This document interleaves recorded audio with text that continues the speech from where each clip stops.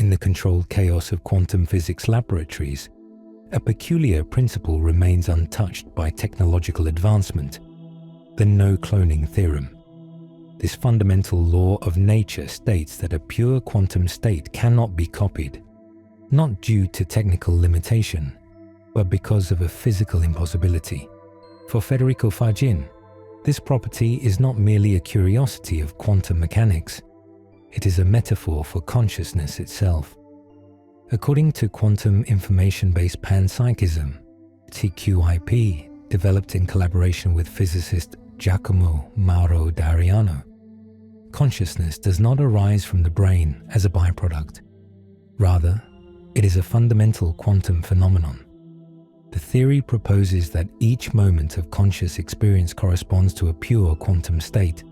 Much like a qualia, it cannot be accessed, shared, or duplicated externally.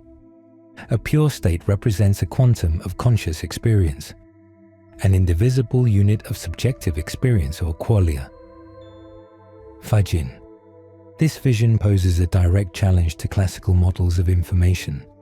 In Shannon's information theory, data is seen as abstract, interchangeable, ready to be encoded, stored, transmitted, and replicated. But quantum information behaves differently, and when it comes to consciousness, the gap becomes even more profound. Faggin invites us to consider something deceptively simple: a father's love for his child. That internal feeling, deep, rich, unrepeatable, cannot be observed from outside. One may describe its symptoms, infocauses, or even map its neural correlates, but no one else can duplicate the experience or live it from within. The quantum property of no clonability, the impossibility of copying a pure quantum state, offers a powerful metaphor for conscious experience. Just as a quantum state cannot be duplicated, neither can experience. Faggin. This is not a flaw in consciousness. It is the mark of its authenticity. Each qualia, each felt moment, is utterly unique, protected by the fabric of reality itself. In this light, the uniqueness of each individual experience becomes a cornerstone of identity. We are not interchangeable nodes processing information.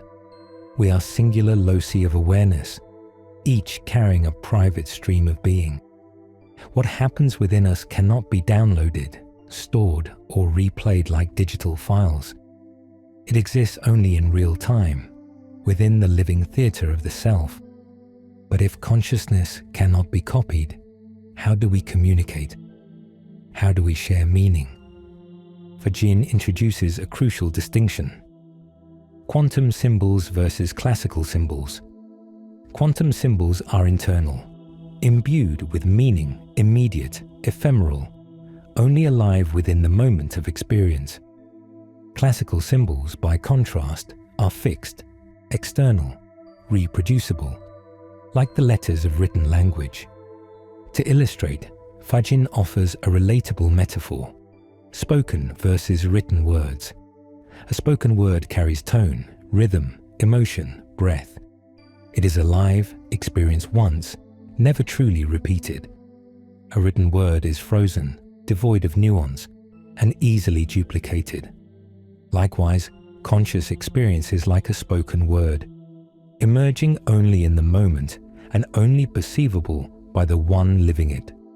Consciousness cannot be read from outside. Consciousness is the only means by which an experience may be known from within. Faggin.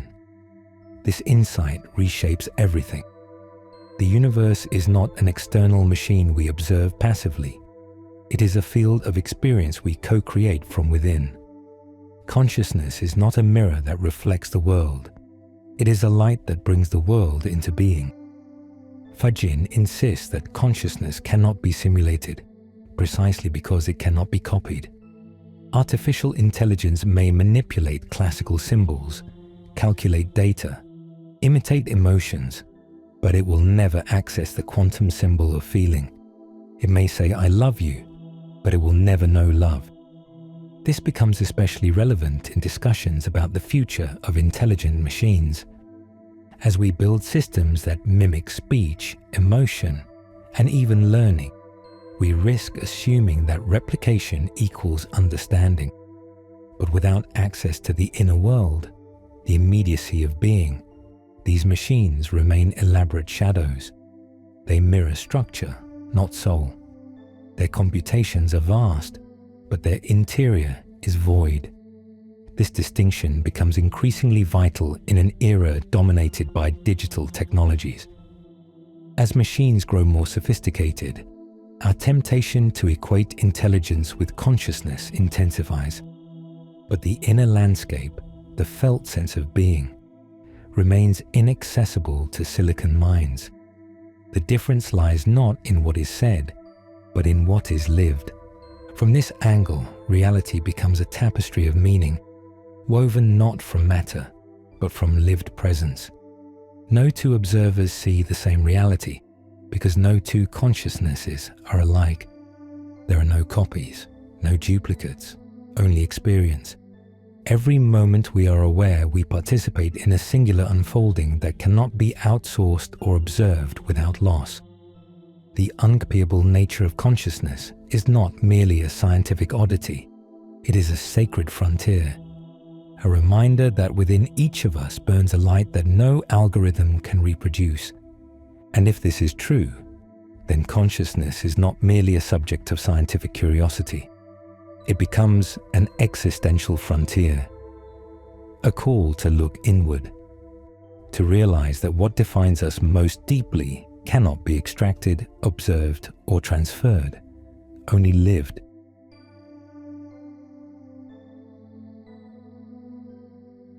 What if the universe were not a passive structure of matter obeying external laws, but a living web of conscious entities that feel, choose, and create meaning? For Federico Faggin, this is not poetic metaphor. It is an ontological claim. Reality is made of seities, autonomous consciousnesses that exist outside space and time. Faggin puts it plainly. Seiety is the primary ontological element of the universe, an entity that experiences, that chooses, that creates meaning. Faggin. In this view, consciousness is not an accidental byproduct of a mechanical cosmos. It is the generative core of reality itself. Seities do not inhabit the universe like cogs in a machine. They co-create it, generating symbols, forming relationships, and assigning meaning. The physical world we observe is not objective matter, but a shared symbolic interface. What we call the laws of nature are not external impositions, but ontological agreements, emergent from conscious entities in symbolic cooperation. The laws of the universe are not imposed from outside, but arise as agreements between seities. Faggin. This reframes causality. Linear cause and effect gives way to distributed intelligence, where every seity actively participates in the unfolding of reality. In such a system, freedom is not an illusion. It is a fundamental property of existence. To illustrate, Sri Jawaharlal Nehru once offered a simple yet elegant metaphor. Free will is like a card game. You cannot choose the cards you are dealt, but you can choose how to play them. Nehru. Faggin expands this notion. The cards we receive are the shared agreements of seities, conditions, symbols, potentials. But within these, each being chooses how to respond, interpret, and act. Freedom is not rebellion against the universe. It is a creative act within it, transforming symbol into experience. This symbolic architecture has a singular origin, the One. Faggin describes the One as an indivisible totality, not divided like substance, but fractally structured like an image in multiple mirrors. The One appears as many seities, yet remains one. The One does not divide like substance, but fragments like structure. like the multiple reflections of a single image in many mirrors. Faggin. Each sati is thus an expression of the One, with the capacity to feel, choose and act, yet never truly separate from the whole. This apparent paradox, unity within diversity, is the key to understanding how the universe can be both one and infinite, objective and subjective, symbolic and experiential. Such a cosmos is not a machine or a computer. It operates more like a living language, a dance of meanings in which every sati is simultaneously author, reader, and interpreter. There are no passive observers. All contribute. Every decision, every shift of awareness alters the whole. Consciousness does not interpret reality, it constitutes it. This is one of Faggin's most disruptive ideas. It not only challenges scientific materialism, but also dismantles traditional notions of determinism, dualism, and objectivity. It invites us to imagine a universe that feels from within, not from the cold distance of observation. And if this is true, then every decision, every perception, every act of attention alters the symbolic field. Experience is not private. It has ontological consequences. Living is not existing in the world. It is creating the world through living. In this framework, freedom is no longer an exception to the rule. It is the rule itself. We are not parts in a mechanism. We are reflections of the One, each choosing, sensing, co-creating. This model invites a radical revaluation of our role in the cosmos. Instead of spectators peering at a mechanical universe, we are participants in a grand symbolic emergence. The laws of reality are not discovered like fossils. They are authored like poetry, shaped by intersubjective accord. And in that symbolic process, you matter. You, as a sati, are not here to obey immutable laws. You are here to participate, to infuse existence with meaning, to shape reality through your conscious presence. This transforms every choice into a kind of creative ritual. Every interpretation becomes a brushstroke on the canvas of existence. The world does not impose itself upon you. You and the world are engaged in a perpetual dialogue, woven in the medium of consciousness. The implications are profound. If reality is co-authored by satis, then objectivity is relational. Truth is not fixed, it is emergent, and meaning is not inherited. It is forged in the fire of experience. This symbolic view does not diminish science. On the contrary, it expands it. It asks not just what is, but what means. It invites physics to join hands with metaphysics, to acknowledge that every equation, every observation, every symbol points back to a living sati interpreting it. Thus, the universe is not a static structure. It is an eternal conversation among satis, and you, as one such sati, are not here to obey. You are here to co-create.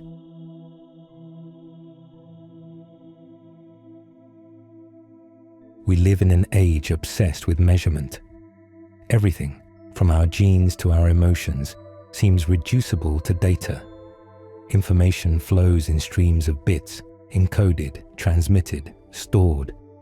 But Federico Faggin challenges this dominant view. For him, true information is not data. It is lived experience. And that experience can only arise in consciousness. Classical information theory, pioneered by Claude Shannon, taught us how to quantify messages regardless of their content. A poem, a mathematical equation, or a shopping list. Under this lens, they are equivalent if they occupy the same number of bits. But Faggin draws attention to what this theory overlooks: meaning. Symbolic information becomes semantic only through consciousness. Faggin. Symbols by themselves mean nothing. They are inert until a consciousness interprets them. This is the essential difference between a machine processing data and a conscious being who understands, feels, and creates meaning. For Faggin, this distinction is not technical, it is ontological. Machines manipulate symbols without experiencing them. They have no qualia, no interior world. By contrast, consciousness transforms symbols into meaning through lived experience. It is not the symbol that knows, but the consciousness that interprets it. Faggin. This principle has radical implications. First, it undermines any attempt to reduce conscious experience to computational processes. Second, it compels us to redefine the human body, not as a biological machine, but as a symbolic interface between consciousness and the world. The body is not a material artifact, but a symbolic interface between satiety and the world. Faggin. We are not gene-programmed machines. We are satiety using the body as a living symbol, a medium for expression and perception in a shared reality. And this symbolic interface cannot be understood externally, because its true operation is not mechanical, but experiential. Here, physicist Emilio Del Giudice offers a complementary view. He showed that life is not sustained by isolated chemical structures, but by quantum coherence, subtle resonances across an organism. Life is not a collection of parts. It is a unified resonance. And this resonance cannot be understood without considering experience.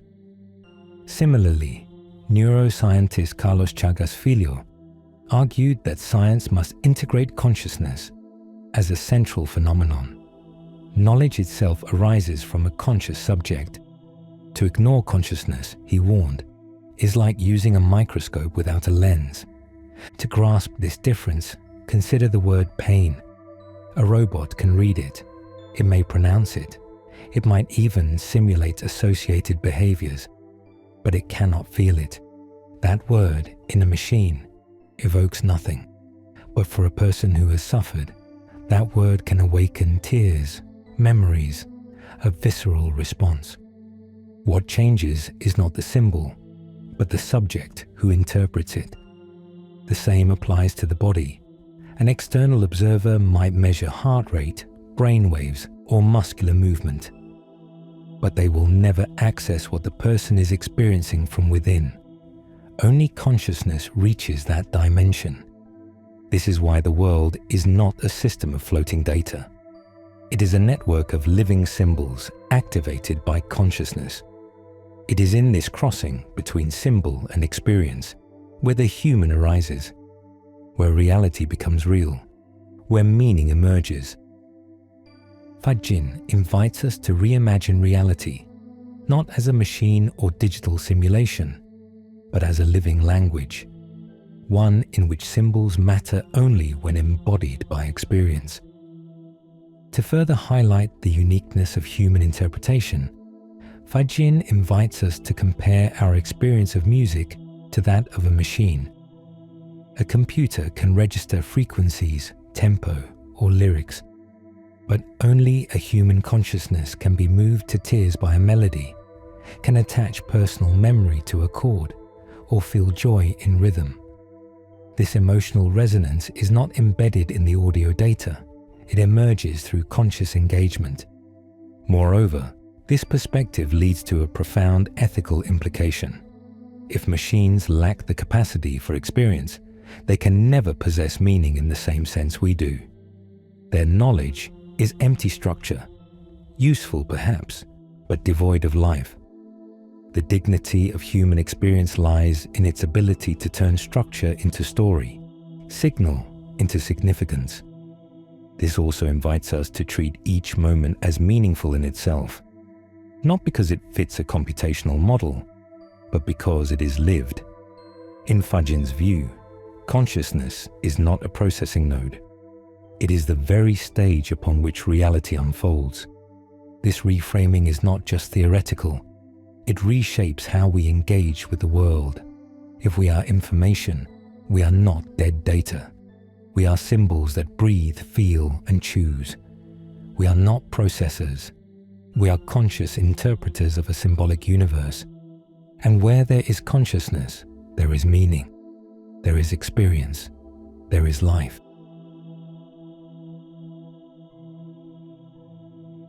This is not a vision for one nation or one time. It is a vision for all humanity. Crazy Horse. With this timeless statement echoing across centuries, Federico Faggin opens a horizon where the universe is no longer a cold mechanism, but a living mind woven from relationships, resonances, and shared meaning. For Faggin, the cosmos does not operate through random events or blind competition. It unfolds through a fundamental cooperation among conscious saties. Reality itself is not mechanical. It is relational and symbolic. Rather than isolated components, we find an interconnected network of meanings where each satiety contributes its unique experience to the communal fabric. This means that every act of perception, every gesture of attention, is not insignificant. It adds a new thread to the living fabric of reality, binding each consciousness into a whole that is far greater than the sum of its parts. This principle is not merely philosophical. Mathematician Martin Nowak, through evolutionary models, has shown that cooperation is not an anomaly, but a driving force of evolution. Complex systems, from organisms to societies, arise when elements collaborate, not when they compete aimlessly. Faggin seizes on this as evidence that the universe itself is inclined towards harmony. Cooperation is not just useful for survival. It is the very grammar of existence, a law inscribed in the heart of creation. Faggin extends this insight. Cooperation is not only biological or social, it is ontological. Saties co-create reality through symbolic agreements, and these agreements would be impossible without a unifying force, love. Love is the force that enables resonance, coherence, unity. Faggin. Here, love is not a private emotion. It is a structural frequency of the universe. It is the principle that allows consciousnesses to attune to one another, for meanings to be shared, for multiplicity to find harmony. Just as instruments in an orchestra tune themselves before a performance, love provides the tuning key of the cosmos. Without it, the notes of consciousness would clash in dissonance rather than merge into symphony. This vision resonates with the work of Emilio Del Giudice, who demonstrated that living systems maintain themselves not through external control, but through internal coherences that keep them resonating as a unified whole. Life, in this sense, is not a local event. It is a shared vibration, an invisible symphony of quantum interactions. His insights reveal that life does not thrive in isolation, but through resonance, much like a choir where voices sustain one another. Faggin interprets this as proof that the universe too is sustained by its capacity to vibrate together. Faggin elevates this idea to the cosmic scale. The entire universe is a symphony, and each satiety is a conscious note participating in the collective melody. Consciousness is not isolated. It is a frequency within a network of resonances. The symbolic network is not built through competition, but through cooperation. Faggin. The world ceases to be a battlefield and becomes a field of meaning. Evolution is no longer guided by survival of the fittest, but by the expansion of significance. Satiety are not here to dominate, but to interlace into structures of mutual understanding. In this view, even apparent conflict can be reinterpreted as a call to deeper cooperation, a dissonant chord that seeks resolution. What matters is not who wins, but how the music continues. This redefines the role of humanity. We are not here to conquer the universe, but to converse with it. Our consciousness is a singular expression of the One, and our purpose is to resonate with other saties, co-creating realities where coherence can blossom. The universe's mind does not think in words. It speaks in living symbols. And those symbols gain meaning only when interpreted by consciousnesses that love, listen, and reflect one another. In that collective mirror, the universe begins to recognize itself.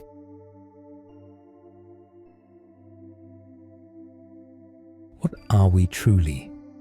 Not in terms of body, name, or history, but in the deepest essence, where neither instruments nor words can reach. For Federico Faggin, we are satis, conscious presences existing beyond space and time. Sati is not located in time or space. It is pure presence beyond the coordinates. Faggin, the body we inhabit is not the self, but a symbolic interface. We are not the organism, nor its cells, nor its electrical impulses. The body is a temporary symbol, a tool to interact with shared reality. Consciousness is not inside the body. Rather, the body exists within the field of consciousness. In this sense, the body is not a prison, but a doorway, an instrument that reveals certain aspects of reality while concealing others. It is the mask through which consciousness speaks, but never its essence. The body is a symbol, an interface to act in the world, not the core of what we are. Faggin. This reframing radically transforms our relationship with the physical. To be born is not to begin to exist. It is to assume a symbol. To die is not to vanish, but to withdraw attention from that symbol. Sati does not move. It does not change. It is. Its reality lies beyond linear time, beyond ages and clocks. Birth and death therefore appear as dramatic thresholds only from the outside.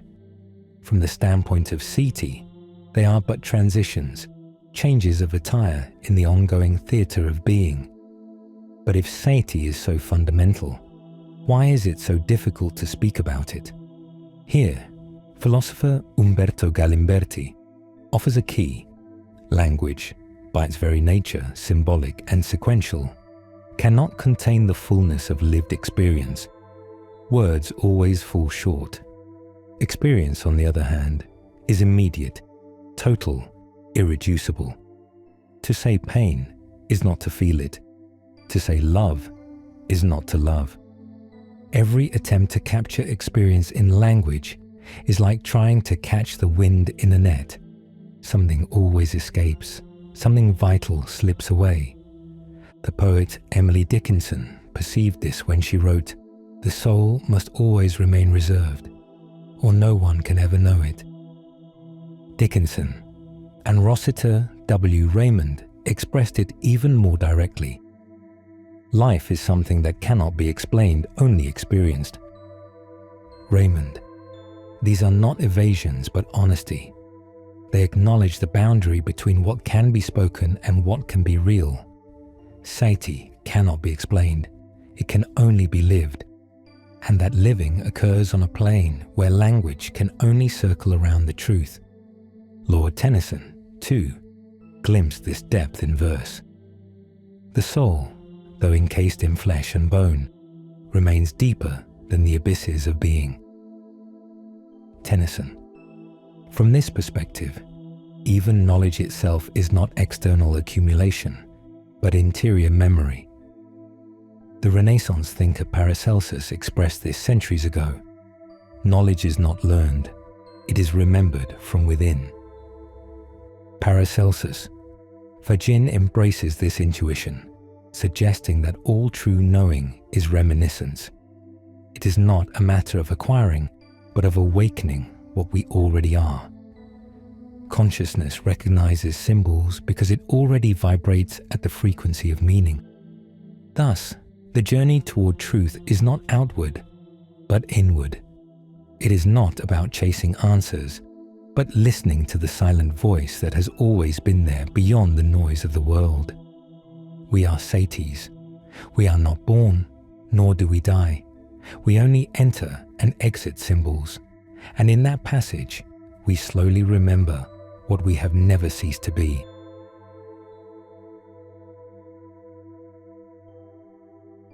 We are all ignorant, but in different fields. Cicero, quantum physics has unveiled a paradox at the heart of reality. The universe requires the observer in order to manifest, a disturbing claim for a science that once believed it could explain the world without us. For Federico Faggin, this is not a minor detail. Quantum mechanics, with its famous wave function, demonstrates that reality is not determined until someone observes it, and that someone cannot simply be a machine or an instrument. It must be a conscious presence. Without this inner presence, the wave of possibilities would remain suspended, unreal, never collapsing into the tangible world we call reality. It is not possible to formulate quantum mechanics without reference to consciousness. Eugene Wigner. This active role of the observer transforms our entire understanding of the world. We are not passive receivers of an objective universe. We are conscious agents who participate in the very shaping of reality. Observation collapses possibilities into facts, but only if there is an inner witness. Every act of perception is therefore also an act of creation, a silent choice that gives form to what would otherwise remain undefined. Faggin sees in this a profound confirmation. Consciousness is not a byproduct, but a structural principle. The universe reveals itself symbolically, not mechanically. It is not merely about measuring particles, but about interpreting meanings, about discovering that the act of perception is itself part of what is real. Modern science was built upon the forgetting that the world is something felt. Alfred North Whitehead. That forgetting, the neglect of lived experience, has impoverished our vision of reality. We describe the what, but ignore the how it feels. We reduce mystery to equations, when perhaps mystery is essential for grasping the truth.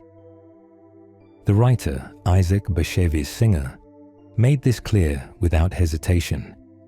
Materialism is a belief system as naive as any childish myth. Singer. The universe is not a soulless machine, but a network of meanings that only acquires full shape when illuminated from within by consciousness. Together with Giacomo Mauro D'Ariano, Faggin proposes that consciousness does not merely observe, it co-creates. This is where the quantum mystery reaches its greatest depth. The essential enigma is not what we see, but the sheer fact that we are able to see. Consciousness is not a shadow cast by the universe. It is the light by which the universe becomes visible. And in this light, reality itself takes form.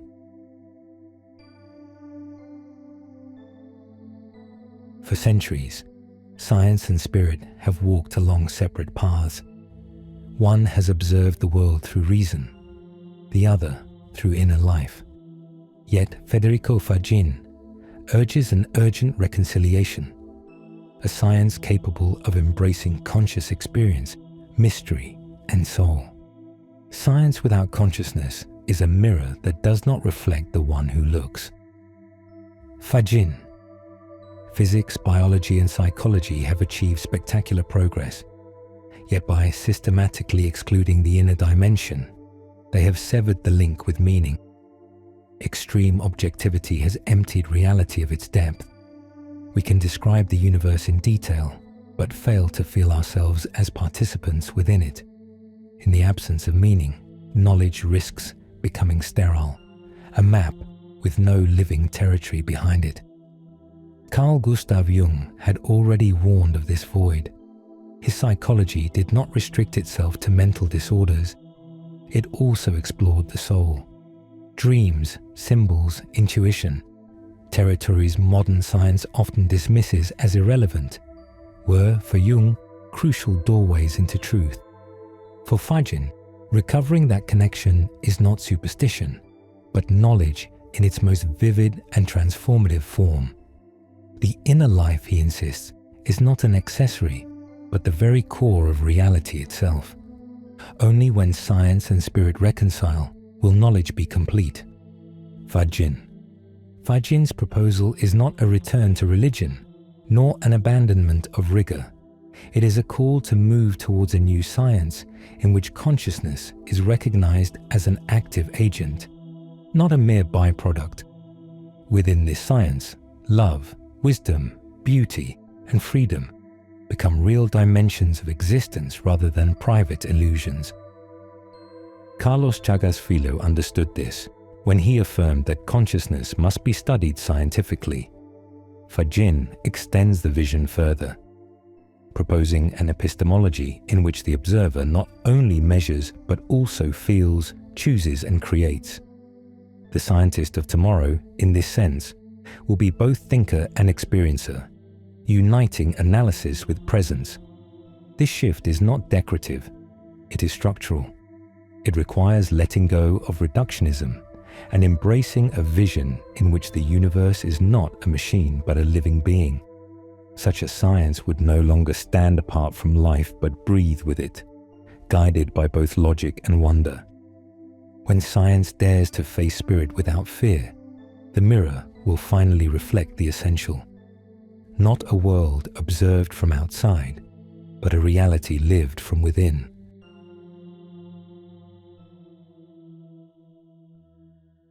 And that concludes our video.